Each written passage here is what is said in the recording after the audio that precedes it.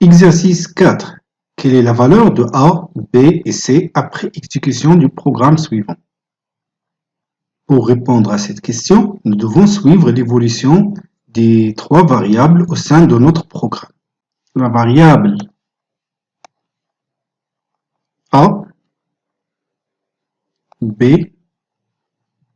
C. Et aussi deux pointeurs P1 et P2. P1 et P2. A est égal à 1, B est égal à 2, C égale à 3. Dans la première instruction, ici, P1 égale l'adresse de A. On va affecter à P1 l'adresse de A. Et à P2, l'adresse de C. Ensuite, on a étoile P1 égale étoile P2 plus plus. Cette instruction peut être remplacée par étoile P1, ça signifie la variable sur laquelle, le contenu de la variable sur laquelle P1 il pointe. Ici, P1 il pointe sur A. Alors cette instruction en adressage direct peut être vue comme suite. A égale étoile P2, P2 pointe sur C, alors étoile P2 signifie tout simplement C, plus, plus. A égale C plus plus. Dans cette instruction, qu'est-ce qu'il faut faire? Il faut incrémenter C. Mais attention, avant l'incrémentation, il y a une affectation. Parce qu'ici, c'est une post-incrémentation. C plus plus est une post-incrémentation qui est différente de la pré-incrémentation. Plus plus C. La post-incrémentation, lorsqu'il se trouve dans une instruction avec une affectation, l'affectation elle est prioritaire. Ça signifie que premièrement, on va affecter C à A, puis deuxièmement, on va incrémenter C de 1.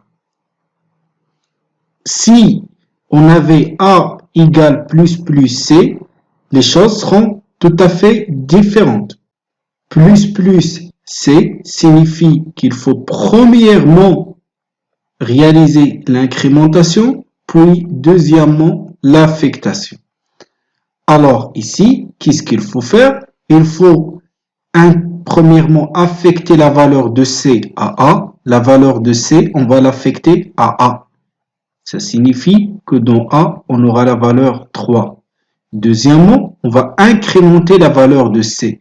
L'incrémentation de la valeur de C va nous donner 4. Passons maintenant à l'instruction suivante.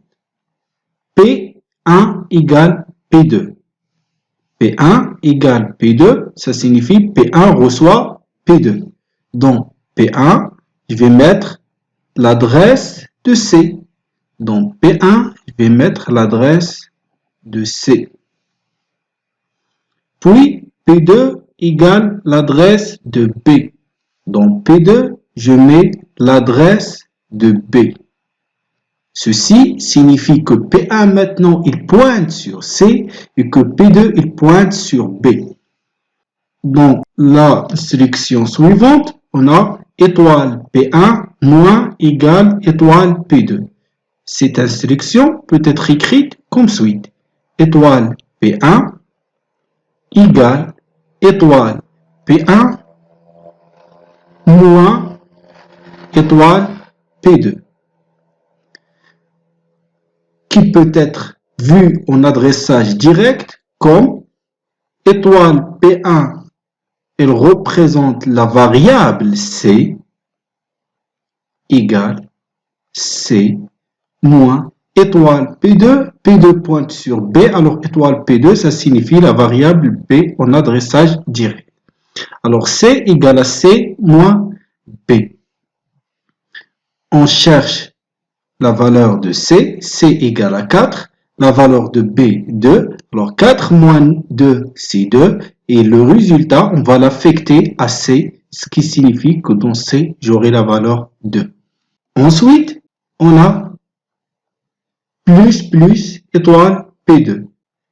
Plus étoile P2 peut être vu comme suite, plus étoile P2, P2, étoile P2 et pointe sur B. Alors étoile P2, ça signifie B.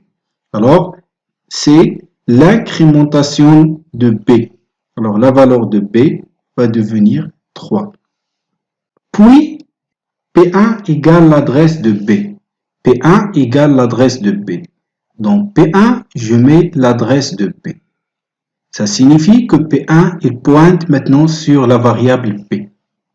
Et finalement, j'ai étoile P1 fois égale étoile P2. Alors, ceci peut être écrit aussi comme suite, étoile P1 égale étoile P1 fois étoile P2.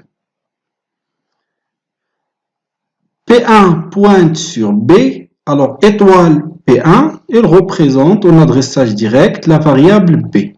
B égale P fois multiplié par étoile P2. P2 aussi, il pointe sur B fois B. Alors, on aura B égale à B fois B. La valeur de B, c'est 3. 3 fois 3, ça va donner 9. Et le résultat, on va l'affecter à B aussi. Alors, on aura 9.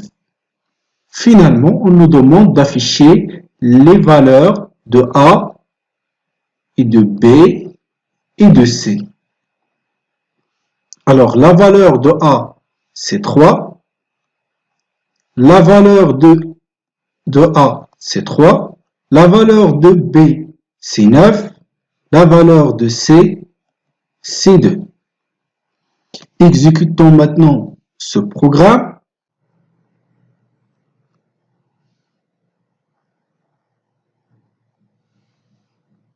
Et on obtient A égale à 3, B égale à 9, C égale à 2.